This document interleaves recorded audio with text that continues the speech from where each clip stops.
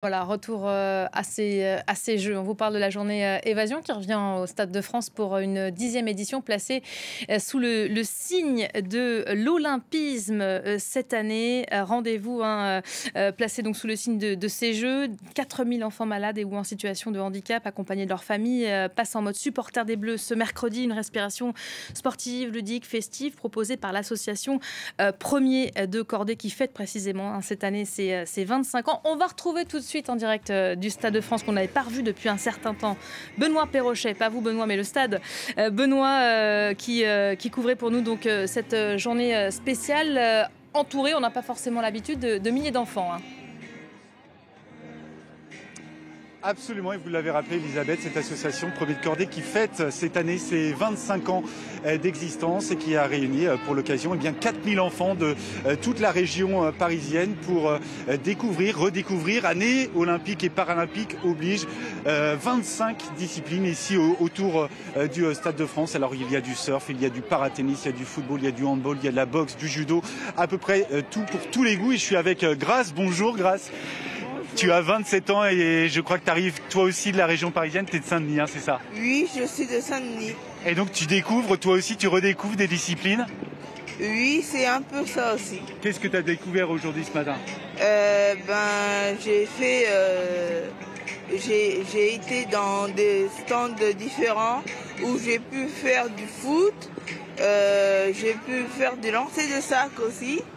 Et j'ai pu voir aussi d'autres stands qui sont des sports que j'ai déjà fait et que je pratique déjà. Est-ce que tu as envie d'essayer avec moi un sport? Je suis sûr que tu le connais pas, moi je le connaissais pas avant d'arriver ici au Stade de France, c'est le rockball. Tu veux qu'on essaye ensemble? Oui. On va essayer, je vais donner le micro à Armel, troquer le micro pour une raquette. Et le but du jeu, ça va être de mettre cette balle dans ce cercle-là. On va essayer. Je suis sûr que Grace, elle est bien meilleure que moi. Allez Benoît Perrochet, on vous regarde, hein, vous ratez pas.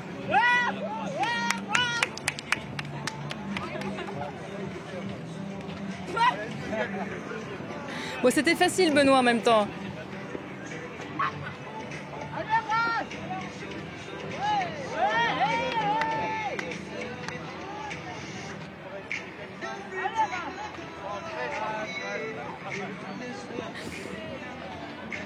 Merci Grace.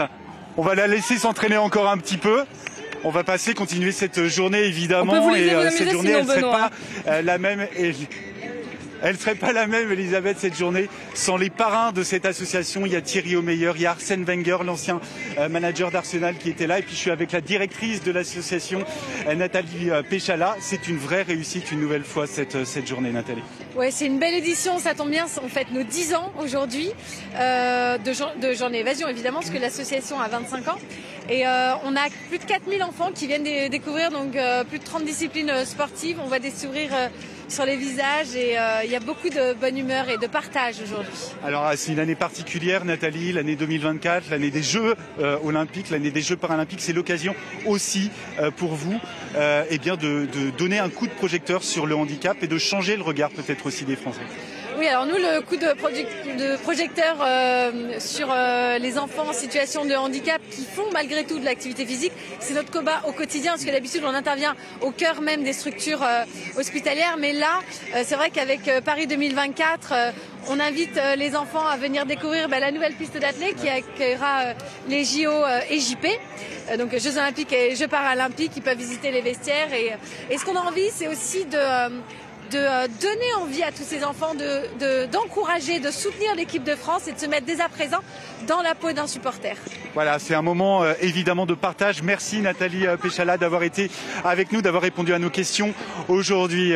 Voilà, je vous rends l'antenne, Elisabeth, peut-être pour parler justement de la modernisation de ce stade. Nathalie l'a évoqué à l'instant. On aurait pu débriefer votre coup de raquette très impressionnant, Benoît, mais non, effectivement, ouais. Vous allez peut-être nous parler un peu de ce Stade de France qui fait peau neuve, qu'on n'avait pas revu depuis des mois. Absolument, il est en sommeil depuis 2023, depuis octobre 2023 et la finale de la Coupe du Monde de rugby. Alors en sommeil, en hibernation, pas vraiment finalement, puisque je peux vous dire que pendant tout l'hiver, des dizaines, des centaines d'ouvriers se sont relayés ici pour lui donner une nouvelle jeunesse, un vrai lifting pour ce Stade de France qui avait été inauguré, on s'en souvient, en janvier 98 et qui, on va pas se le cacher, avait bien besoin d'un nouveau coup de peinture. Alors les sièges ont été démontés, les gradins ont été nettoyés à l'eau haute pression, il y a la 5G à peu près partout désormais. Et puis cette nouvelle piste d'athlétisme, vous connaissiez l'ocre, elle est désormais violette, il faudra s'y habituer. Et on a posé la question, puisque vous savez, on a tous en tant que Français, vous y compris j'imagine Elisabeth, un souvenir, une émotion vécue ici au Stade de France. On a posé la question à Arsène Wenger, que lui évoque ce Stade de France? Évidemment, il nous a parlé d'une certaine nuit de 12 juillet 1998. Écoutez. Le Stade de France, c'est la Coupe du Monde en 98, parce que c'était à l'époque, le stade avait été construit pour ça, et donc on a vécu ça. Après, il y a eu les championnats d'Europe en 84, mais ça s'est déroulé au Parc des Princes, et puis 98, c'est ici, l'événement marquant, c'est ça. Voilà le Stade de France, Elisabeth, qu'on retrouvera pour les épreuves de rugby à 7 et bien sûr pendant toute la deuxième semaine des JO pour les épreuves d'athlétisme. Voilà, c'est ce que j'allais vous dire, rugby à 7, je serai du rendez-vous, je ne vais pas manquer ça. Merci beaucoup Benoît Perrochet qui a mouillé le maillot pour nous.